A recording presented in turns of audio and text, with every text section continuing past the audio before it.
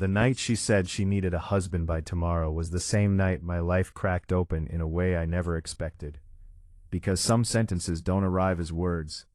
They arrive like a storm that rearranges everything you thought was stable.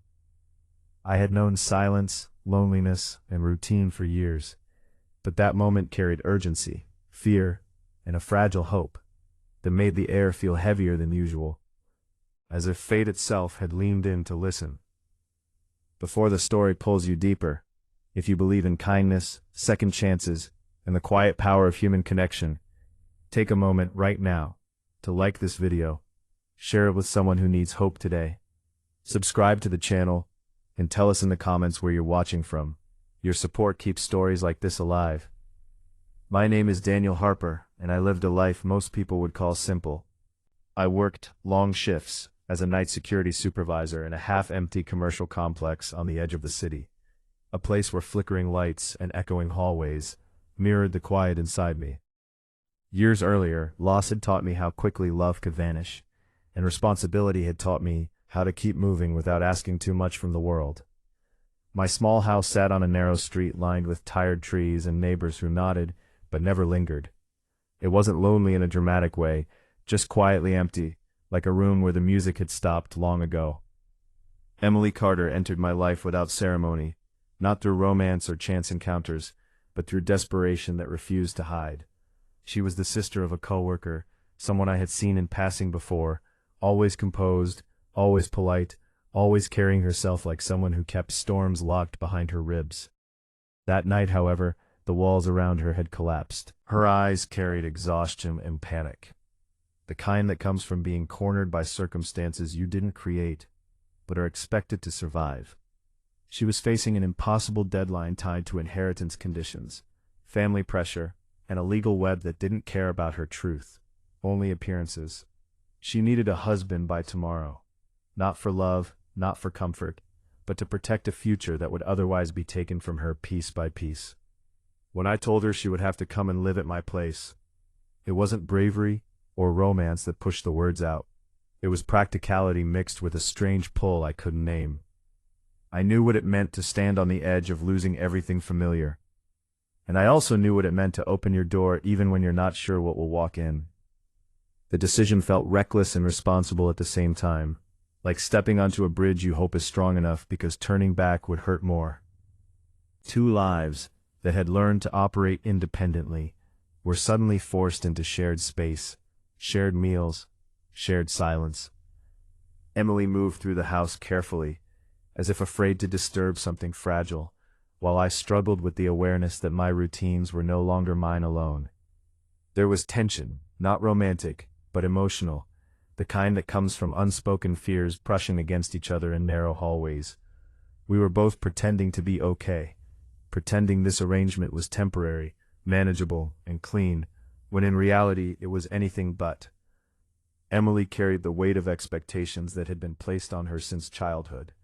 A powerful family name, a demanding parent, and a legacy that valued image over happiness had shaped her into someone who knew how to endure, but not how to rest. At night when the house was quiet, I could feel her sadness pressing against the walls, a presence as real as any sound. Meanwhile, my own past stirred in ways I hadn't expected. Letting someone into my space meant confronting memories I had sealed away, memories of promises broken by time and people taken too soon. The challenges didn't stop at emotional strain. The world outside our small house watched closely. Neighbors whispered, family members questioned, legal advisors circled like birds waiting for weakness. We had to learn how to present unity without lying to ourselves, how to protect each other without losing who we were. Every day demanded restraint, patience, and a level of trust neither of us had planned to give. Slowly, something began to shift. It wasn't dramatic or sudden. It showed itself in small moments, like shared laughter over burnt toast, or quiet understanding when words failed. Emily began to breathe easier, her shoulders less tense, her smile more genuine. I began to feel useful in a way that went beyond work or obligation. Protecting her wasn't a duty written on paper. It became something instinctive, something human. As weeks passed, the house changed. It no longer felt like a place I returned to out of habit, but a place that held warmth and purpose. We learned each other's rhythms, each other's scars. I saw how strong Emily truly was, not because she endured pressure, but because she still believed in kindness despite it. She saw that my quiet wasn't emptiness, but a language shaped by survival. The external pressure reached its peak when the truth threatened to surface. Family confrontations, legal scrutiny, and moments where walking away would have been easier tested everything we had built. There were nights when doubt sat between us like a third presence, asking whether this path was fair, whether sacrifice would turn into regret. But every time fear tried to take control, understanding stepped in its place. What started as a solution to a crisis transformed into something deeper, something neither of us had planned. We didn't fall into love the way stories often describe. It grew quietly, through shared responsibility, mutual respect, and the realization that safety can be a form of affection. We didn't save each other in grand gestures, we saved each other in consistency. By the time the deadline that once haunted Emily arrived, the urgency had lost its power. The outcome mattered, but not as much as the truth we had discovered living under the same roof. Win or lose, we had already changed. We had proven to ourselves that trust could be rebuilt, that partnership didn't have to start with perfection, and that sometimes the bravest thing you can do is let someone see your ordinary days. Just before the story reaches its end, we have a special request for you.